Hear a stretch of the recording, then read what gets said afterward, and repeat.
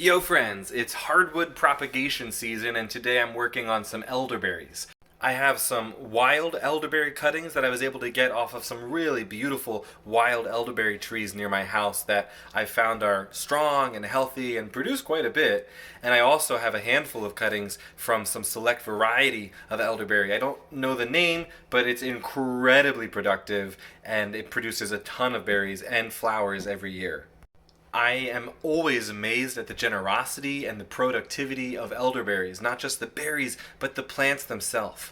I have found them to be incredibly easy to root when you take cuttings of them. So with one stick like this, I can grow a brand new elderberry tree. And from one elderberry tree, I can really easily get like 100 cuttings to use. So in 1 year, you can take your one plant and grow it to be 101 plants. It's a really easy way to quickly grow out a small food forest. I also love elderberries because of their immune boosting effects. If you walk into a CVS or a Walgreens in the cold and flu aisle, you'll always see elderberry like syrups and gummies because they've been known for a long time, and even the FDA recognizes elderberries' immune boosting effects. But you can just easily make this at home, foraging the wild elderberries or growing the plants at home. It's really easy to make elderberry syrup. I always make sure to have a pint or two of elderberry syrup on hand during cold and flu season. I find it has helped me get through my colds much quicker. I've about finished up my work here today. It was just too cold. I didn't really want to bring my bare hand out and take some videos, but I wanted to show you what I've done so far. That way you can try this at home on your own, and also just a record for me of like when I did this and what I'm doing this year. So here are the cuttings. I broke them down into usable sections. I have two different sized cuttings. These are the main ones. These are like stakes. These are cuttings that I will either sell in groups of like 3 on my website for people to propagate at home, or I will just take these and shove them directly in the soil. A little mulch and maybe some watering during times of drought, and this will grow into a brand new large healthy tree in just a few years. I also have some of these smaller cuttings that I'm rooting in like seed starting trays at home myself, and that way I can sell them as small, well-established baby plants. This is definitely a good option for people who might not be interested in propagating on their own. It truly is just as easy as shoving a healthy cutting in the soil. But there are a few tips you should know when taking your cuttings to make sure that they are a healthy and strong, good cutting.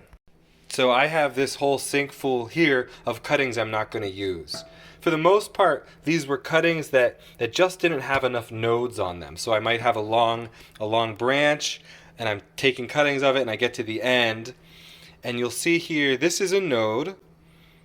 It's like the circular part that goes all the way around, and this is where the cutting will start to sprout new branches. I always try to make sure my cuttings have 2 nodes. I like to put one node under the soil and one node above the soil. And while this cutting is thick and healthy, you can see the green on the inside here, meaning it's alive and healthy.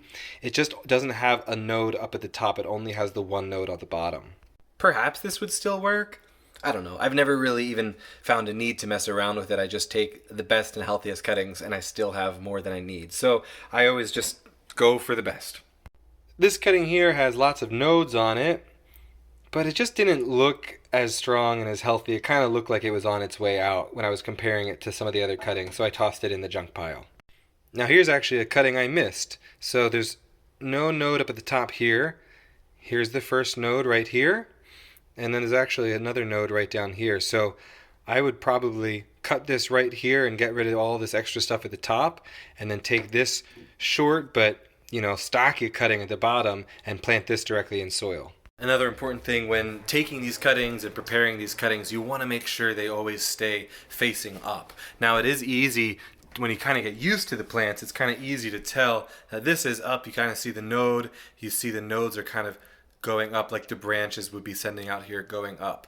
This would be like an upside down branch with those node buds kind of pointing down.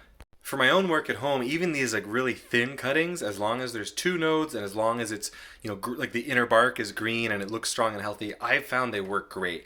Now they're smaller, and so I don't really trust them outside in the ground as much. It's too easy to get stepped on by an animal, or I don't know, it's just easy to lose and they're so small. So I plant them in potting mix, and I will grow them out to be small baby plants, and I'll sell them like that or plant them around or give them around. So this is my setup here. What I've done is I, portioned out the cuttings all to the right size to have about 2 nodes on them. I filled these, seed starting trays with potting mix, and I simply put cuttings in. This was about enough size I felt like for 1 cutting. And here I put 4 cuttings. These pots were a little bigger. Now I do think 4 cuttings in those pots, it was not going to last very long. Probably in a few weeks or a month, pretty shortly after they start growing roots, I'll have to pull them out, separate them, and plot them up into their own pots. But I just didn't have space for 300 pots around my house. I have these cuttings outside. I want the tops to be cold. I don't really want them to focus their energy on sending up leaves right now. I want them to focus their energy on roots. So I put them outside so the tops are cold, but I put a seed tray on the bottom here, a warming mat on the bottom. So the bottoms here will be nice and warm and toasty, and these cuttings will start putting their energies towards building roots, and the tops will be cold so they won't focus any energy on leaves right now. I also have some Elderberry and some Nanking cherry cuttings going over here. I didn't really have enough warming mats, but I tried to replicate that idea by putting them close to a cold window. So I feel like this is probably one of the colder areas of the house, being right up against the window. And I think they'll still be able to focus on their roots. It'll be warm enough for root development, but hopefully this cold window will slow down any leaf development. Now, if they do start to send out leaves pretty early, like within the next week or two, I'll probably just pluck those leaves or strip those leaves off the cuttings. I don't want them to focus on that. And in probably 3 weeks from now, I'll let them do whatever they need to do. So I think I'll start to expect roots, especially from the elderberries, within the next 3 weeks. And I'll probably have strong, healthy, rooted little baby plants in a month and a half. These cuttings here, if the ground was not completely frozen solid, I would go outside and just shove them into the ground this week. But because it's frozen solid, I'm just going to keep them in water. And as long as I change out this water every few days, I think they'll be just fine in here for another week or 2.